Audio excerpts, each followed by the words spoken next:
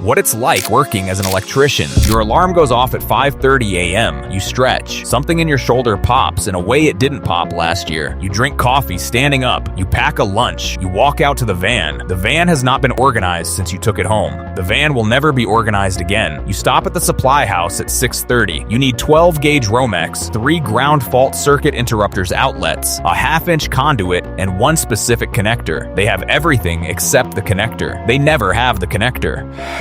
You buy 2 of something else and figure it out. At 7 o'clock, you arrive at the first job. The foreman gives you the day's tasks in approximately 3 seconds and walks away. You did not catch all of it. You will figure it out. At 7:30, you're pulling Romex through the attic of a 1962 ranch. It is 110 degrees up there. There is pink insulation in every part of your body that pink insulation should never be. At 9 o'clock, the homeowner appears. She asks if while you're here, you could also look at her ceiling fan, fix the porch light, and check why the GFC in the bathroom keeps tripping. You smile. You say, "Let's start with what we're here for." You are not starting with what you're here for. At 10:30, you open the panel. The previous electrician was not an electrician. 3 breakers are double tapped. A hot wire is wrapped in electrical tape from 1987. There's a wire going into the box that doesn't go anywhere. You take a picture. You will show your foreman. He will laugh in a tired way. At 11 o'clock, the apprentice asks where the wire stretcher is. You send him to the supply house. You will never tell him there is no such thing. At 12 o'clock, you eat lunch in the van. Sandwich, chips, a Gatorade that is somehow warm and cold at the same time. You scroll your phone. You stare at the ceiling of the van for a minute.